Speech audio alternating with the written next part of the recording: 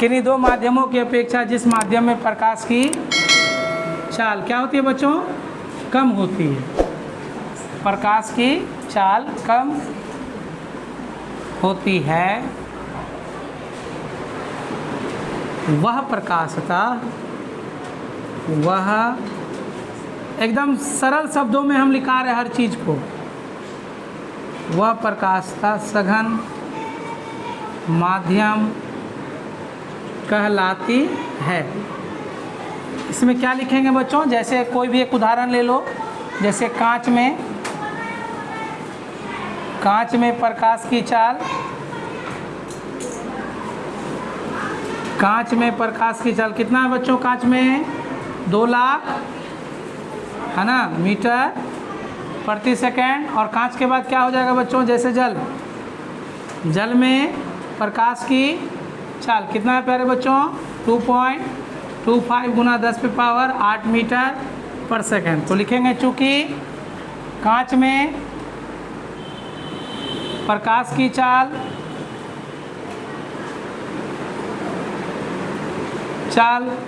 कम है, प्रकाश की चाल जल की अपेक्षा कम है, जल की अपेक्षा कम है, इसीलिए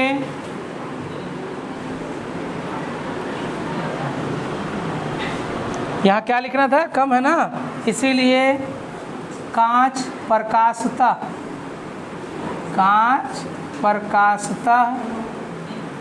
कैसा माध्यम बच्चों?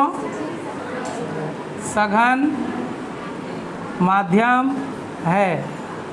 समझ में आ रहा है कि नहीं? ये चीज़ खत्म, सघन विरल खत्म। कोई भी सवाल पूछेगा यहाँ से, सघन माध्यम क्यों है, क्या कारण है कि वायु को विरल माध्यम माना जाता है, जल को नहीं माना जा सकता है, तो कर देना, दोनों के बीच कंपैरिजन बता देना है। यहाँ पर एक सवाल है बच्चों, हम एक सवाल लिख रहे हैं, ध्यान से सुन लेना और उसको बना के लेके आना तुम्हें।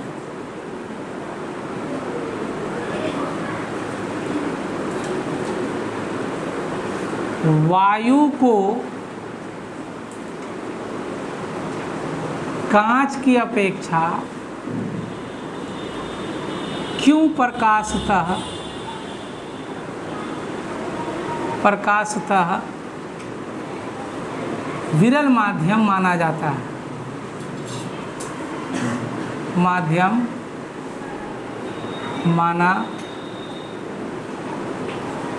आप अपने तर्क 50 शब्दों में दें। ठीक है, यह है मेरा सवाल। सवाल लिख दिए हैं बच्चों, ये दोनों उतार लेना, उसके बाद ये सवाल को नोट कर लेना। खत्म। एक सवाल और दे देते हैं। सवाल दूसरा, ये पहला, ये दूसरा। जल और कांच में कौन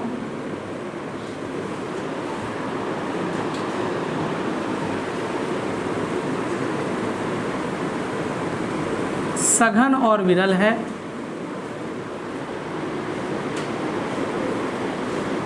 क्या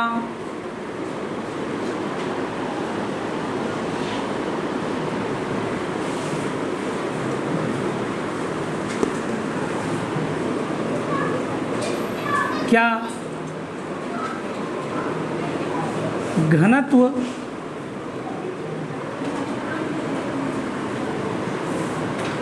इस पर असर डालती है? एक छोड़ो, यहाँ पर इतना बड़ा मत लिखो सवाल, दिमाग भौंक जाएगा तुम्हारा। ठीक है, इतना तो सवाल लिख लो, 2 सवाल है, दोनों सवाल को कंप्लीट करके लाना है। ठीक है, चलिए नेक्स्ट पॉइंट मिटा दें। चलिए अगला सवाल की ओर बढ़ते हैं बच्चों। अगला टॉपिक, प्रकाश के अपवर्तन की व्याख्या। प्रकाश के अपवर्तन की व्याख्या प्रकाश के अपवर्तन की व्याख्या।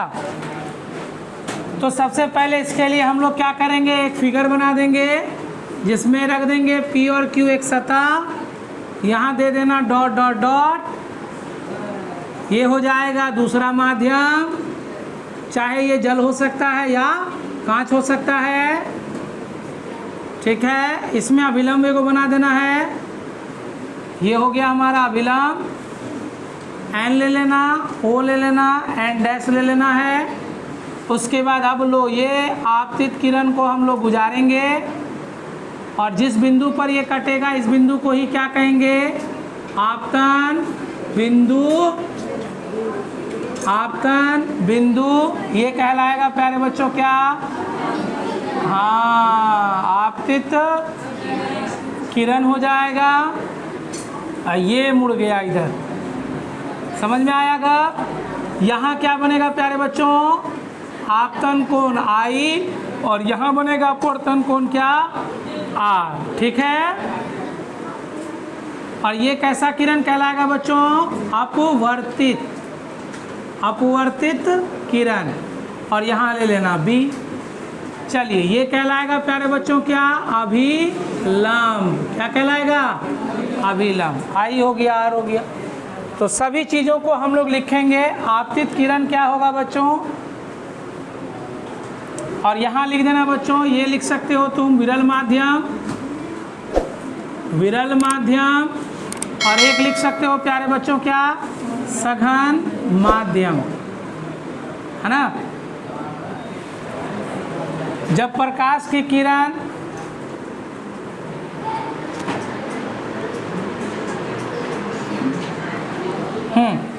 तो सबसे पहला पॉइंट क्या हो जाएगा प्यारे बच्चों, नंबर 1 में पॉइंट हम लोग लिख सकते हैं, क्या होगा, आपतित किरण।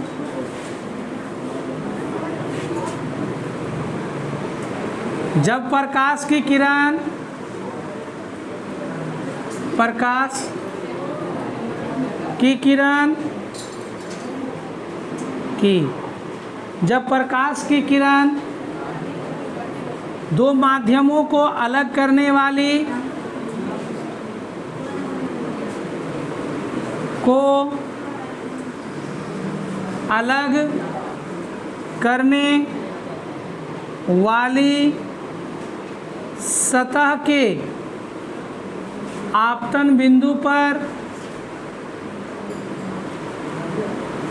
आती है तो उसे आपतित किरण कहते हैं।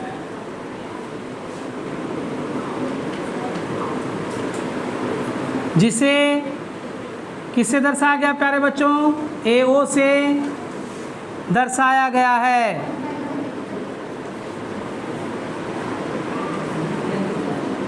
दूसरा नंबर,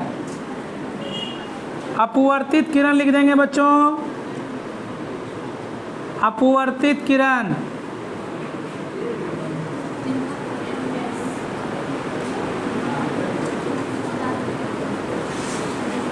जिस माध्यम में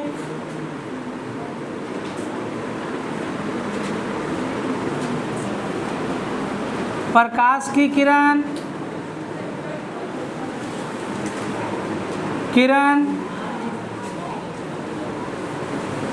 आपतन के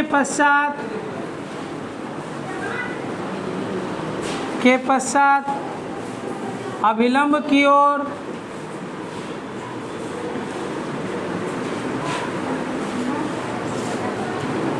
आती है या दूर होती है,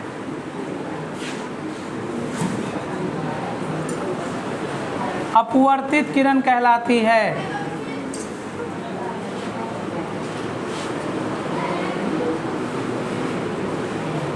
कहलाती है, जिसे OB से दर्शाया गया है। चलिए बच्चों, तीसरा हो जाएगा हमारा आपतन बिंदु, या अभिलंब लिख सकते हैं, अभिलंब,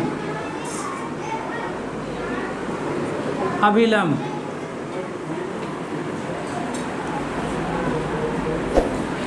दो माध्यमों में खींची गई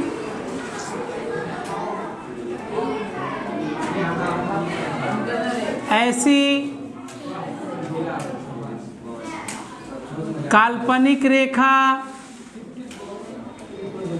जो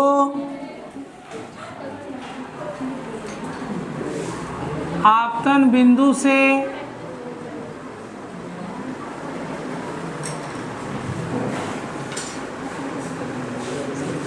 तथा PQ सतह पर लंबवत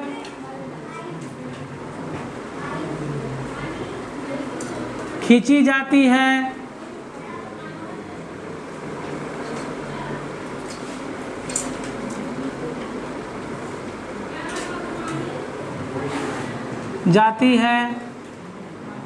अभिलंब खींची जाती है।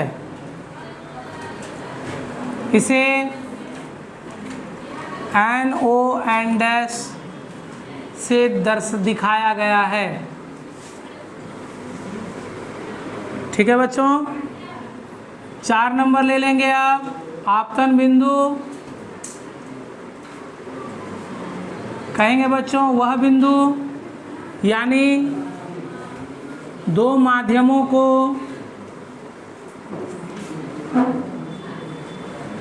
अलग करने वाले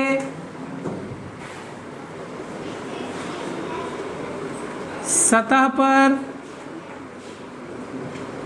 वह बिंदु जहां प्रकाश की किरण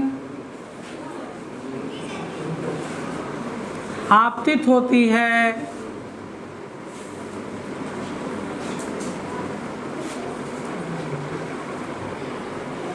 आपतन बिंदु कहलाती है, या रहने दो, आपतित होती है, काम खत्म।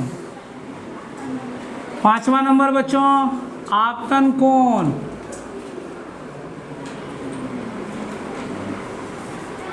अभिलंब और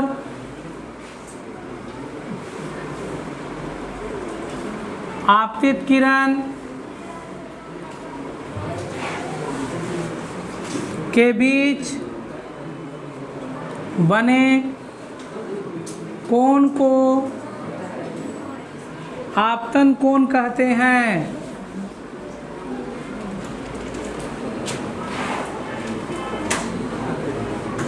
इसे I से दर्शाया जाता है। 6ठा नंबर, अपवर्तन कोण। एकदम स्पीड में लिखना है बच्चों। अभिलंब और अपवर्तित किरण के बीच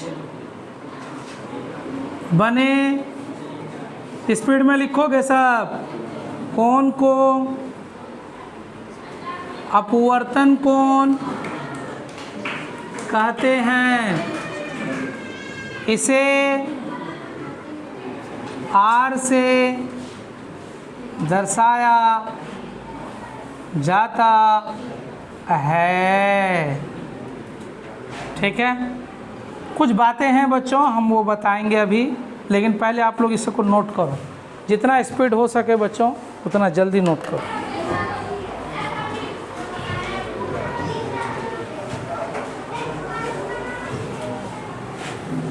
अच्छा, इसमें क्या ये सब समझाना होगा क्या बच्चों, कि हो जाएगा? आपतित किरण क्या होता है? जो आता है किरण उसको क्या कहते हैं? आपतित किरण, है ना। उसके बाद क्या लिखा है? अपवर्तित किरण, दूसरे माध्यम में जो अभिलंब की ओर मुड़ती है या अभिलंब से दूर हो जाएगी वो कहलाएगा अपवर्तित किरण। सर एगो गप नया बात बोल दिया आप, अभिलंब की ओर आती है या दूर हो जाती है, कहाँ पर ये गप होगा जब दूर हो जाती है, बताएंगे उसको। ठीक है, उसके बाद अभिलंब क्या है बच्चों? यही जो अभिलंब एक माध्यम से दूसरे माध्यम में जो है ना, दो माध्यमों में खींची गई ऐसी काल्पनिक रेखा जो आपतन बिंदु से तथा PQ सतह पर लंबवत खींची जाती है, इसे क्या कहते हैं, एन, है ना, NO एन डैश से दिखाया गया है। आपतन बिंदु दो माध्यमों को अलग करने वाला वह बिंदु जहाँ पर आपतित किरण क्या होती है, आती है या प्रकाश की किरणें आपतित होती है, उसी को आपतन बिंदु कहेंगे। ठीक ना बच्चों। और उसके अरे आपतन बिंदु दो बार लिखें क्या, नहीं, ठीक है। आपतन कोण है लिखा हुआ। आपतन कोण क्या होगा, अभिलंब और अपवर्तित किरण के बीच में जो बना हुआ कोण है यही कहलाएगा आपतन कोण। अपवर्तन कोण क्या होगा बच्चों ये अपवर्तन कोण क्या होगा, अभिलंब और अपवर्तित किरण के बीच बने कोण को अपवर्तन कोण कहते हैं। लिख दिए सब, मिटा रहे हैं हम, ध्यान दीजिएगा। अब सवाल ये रहता है प्यारे बच्चों कि I और R में क्या डिफरेंस है बच्चों, I और R में क्या डिफरेंस है, ध्यान दीजिएगा। आपको यहाँ I और R बराबर नहीं दिख रहा होगा क्या बच्चों, ऐसा बात है ना, I और R बराबर नहीं होगा, यानी कोना I जो है वो कभी भी बराबर नहीं होगा कोना R का। ये बात नोट कर लो, दिमाग में बैठा लो। किसमें बच्चों, अपवर्तन में। परंतु अगर इसी की बात अगर हम लोग बच्चों कहाँ करते, परावर्तन में करते, तो कोना I बराबर हो जाता कोना किसका, R का। ये होता किसमें बच्चों, परावर्तन में, लेकिन अपवर्तन में ऐसा गप नहीं होता है। ये बात लिख लो बच्चों, ये बात को लिख लो आप, इम्पॉर्टेंट है। कभी भी ऑब्जेक्टिव बना देगा, लिख देगा अपवर्तन में कोना I बराबर है कोना R का, तो ये कभी नहीं होगा। और एक बात सुनो बच्चों, हमेशा याद रखेंगे बच्चों कि कोना I बड़ा होगा कोना R से। कब, ध्यान से सुनिएगा, कोना I मतलब कौन रे, आपतन कोण, R मतलब कौन बच्चों, अपवर्तन कोण। हट पगला, अपवर्तन कोण। यहाँ दूसरा गप ना होगा, परावर्तन कोण किसके लिए, परावर्तन के लिए, अपवर्तन कोण किसके लिए, अपवर्तन के लिए। याद रखेंगे, कोना I बड़ा होगा कोना R से। कब, ध्यान दीजिएगा, कब ये बड़ा होगा, बोलेंगे क्या, जब प्रकाश विरल से सघन में जाए। विरल से कहाँ प्यारे बच्चों, सघन में जाए, जब प्रकाश विरल से सघन में जाए। अब दूसरा गप क्या है बच्चों, कोना I छोटा होगा कोना R बड़ा होगा।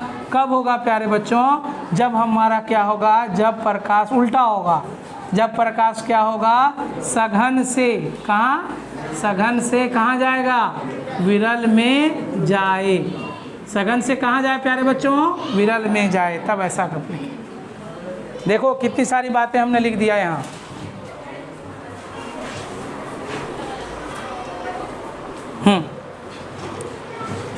लिख लिए बच्चों, चलिए ध्यान दीजिएगा बच्चों। ये हो गया हमारा ऊपर वाला, लिखे प्यारे बच्चों क्या, विरल, माध्यम, और नीचे में क्या लिखे बच्चों, सघन, माध्यम। थोड़ा सा हाथ की स्पीड को बढ़ा लो तुम लोग, विरल, माध्यम और सघन माध्यम। देखो इसको हम बता देंगे, उसके बाद लास्ट कर देंगे, उसके बाद उतारना, मिटाएंगे नहीं कोई भी चीज़। ध्यान दो, ये विरल माध्यम में प्रकाश की किरण एक अभिलंब हम लोग यहाँ खींच देते हैं। अभिलंब एक कैसी रेखा होती है बच्चों, काल्पनिक रेखा। प्रकाश की किरण कहाँ से आई बोलो, कुछ नया डिजाइन से आई है क्या बाजी, बोलो बैठने के लिए। विरल माध्यम से, देखो विरल माध्यम से ये आई प्रकाश की किरण, आई टकराई यहाँ पर, किस बिंदु पर, आपतन बिंदु, और ये बच्चों इस तरह से मुड़ गई। यहाँ हो गया कोना I और यहाँ हो गया क्या, कोना R। ये जरूरी थोड़ी है कि प्रकाश की किरण विरल से ही सघन में आए, ये भी तो हो सकता है सघन से विरल में जाए। चलो हो सकता है, क्यों, होगा ही। लो वो भी करते हैं बच्चों। यहाँ लिख दिया हम लोग क्या, बोलो तो, विरल माध्यम, और बच्चों यहाँ हमने क्या लिख दिया, सघन माध्यम। अब प्रकाश की किरण किधर से आएगा बोलो, सघन माध्यम से। कहाँ से, सघन माध्यम से। हम लोग एक अभिलंब क्या कर लेंगे, खींच लेंगे। क्या कर लेंगे, खींच लेंगे। उसके बाद प्यारे बच्चों देखेंगे, जब सघन, ध्यान से सुनना, जब हम लोग प्रकाश की किरण को सघन माध्यम से प्रवेश करेंगे तो ये हो जाएगा हमारा कैसा किरण पर प्यारे बच्चों बोलो, आपतित किरण। ठीक है।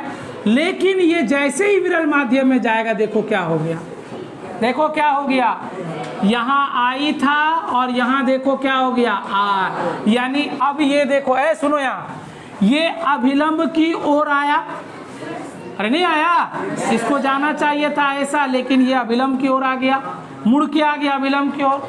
लेकिन यहाँ पर देखो प्यारे बच्चों, क्या दिख रहा है, ये अभिलंब की ओर ना आकर के ये अभिलंब से क्या हो जा रहा है, दूर जा रहा है। तो इसका मतलब क्या हुआ, जब प्रकाश की किरण सघन से विरल में जाएगी तो वो अभिलंब से क्या होगी बच्चों, दूर भी।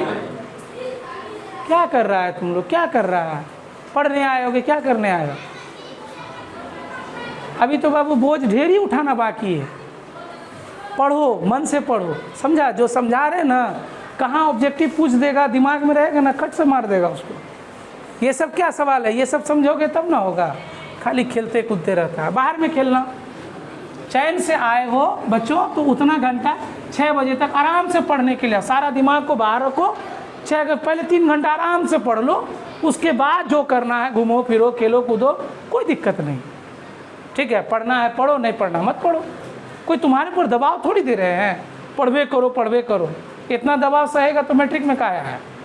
सोच के देखो कि हम मैट्रिक में हैं, अब मैट्रिक में हो और मैट्रिक के तरह नहीं पढ़ रहे हो तो बेकार है ना मैट्रिक पढ़ना, क्या फ़ायदा है फिर बैठे रहो घर में। अभी बहुत बच्चे बैठे हुए हैं घर में, तो उसको पता नहीं कि हम मैट्रिक में आए हुए हैं। अब मैट्रिक तुम्हारे लिए बहुत बड़ा एग्ज़ाम है, ये छोटा मोटा एग्ज़ाम थोड़ी है, पूरे बिहार में जाना जाता है। अगर कोई बच्चा टॉपर होता है तो पूरे बिहार के लोग जानते हैं, 8 क्लास 9 क्लास में कौन जानता है, कौन पहचानता है, लेकिन मैट्रिक कर लेता है, पूरे बिहार का विद्यार्थी जानता है।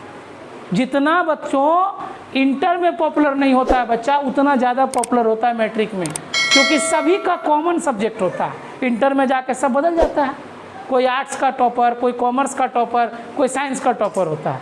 तो यहाँ क्या है, मैट्रिक में सब लोग एक जगह बैठा हुआ, सबको एक जैसा एग्जाम देना, सबको एक तरह का क्वेश्चन, सबको आंसर देना, सबका आंसर अलग अलग। अब तुम्हारा आंसर यूनिक होगा तब ना तुमको अच्छा नंबर मिलेगा। अभी जितनी बातें हमने यहाँ पढ़ा है ना, किताब में खोजोगे मिलवे नहीं करेगा, रिपीट कभी कोई चीज़ नहीं मिलता है।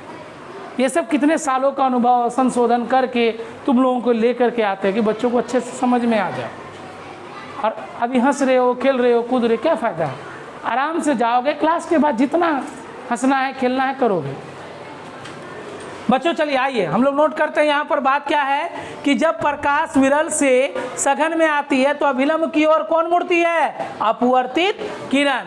और यहाँ देखो जब सघन से प्रकाश कहाँ जाती है बच्चों, विरल में जाती है, तो वह अभिलंब से क्या हो रही है, दूर हो जा रही है। तो इसका मतलब क्या हुआ, दिमाग में रखो, हमने यही बात इसमें लिखा था ना, याद करो कि दूर हो जाती है, लिखे थे कि दूर हो जाती है। कैसे दूर होती है, जब प्रकाश की किरण सघन से कहाँ जाएगी, विरल में जाएगी, तभी वो प्रकाश की किरण क्या हो जाएगी बच्चों, दूर हो जाएगी। यानी 2 गो फिगर को बच्चों ध्यान में रखिएगा। और यहाँ पर बताइए, अब समझिएगा, हाँ कौन वाला किस में लागू होगा बोलो तो, ऊपर वाला किस में लागू होगा, पहला फिगर की दूसरा फिगर, पहला फिगर में लागू होगा। कोना आई बड़ा होगा किससे, कोना आर से, यानी कोना आई बड़ा है किससे, कोना आर से। और दूसरा वाला फिगर देखो कोना आई से बड़ा कौन हो गया, आर, कोना आई से बड़ा कौन हो गया, आर। इसीलिए तो याद रखेंगे, ऐसा नहीं बोल देंगे कि हमेशा कोना आई बड़ा होगा, कभी ऐसा नहीं होगा। कोना आई हमेशा बड़ा नहीं होगा, शर्त है उसमें कि कोना आई कब बड़ा होगा, जब प्रकाश कहाँ होगा, विरल से सघन में जाएगा। और कोना आई छोटा कब होगा, या कोना आर बड़ा कब होगा, जब प्रकाश सघन से विरल में जाए। अब इसको नोट करो, यहाँ तक रहने दो, अगले दिन हम लोग आगे इसका नियम होगा।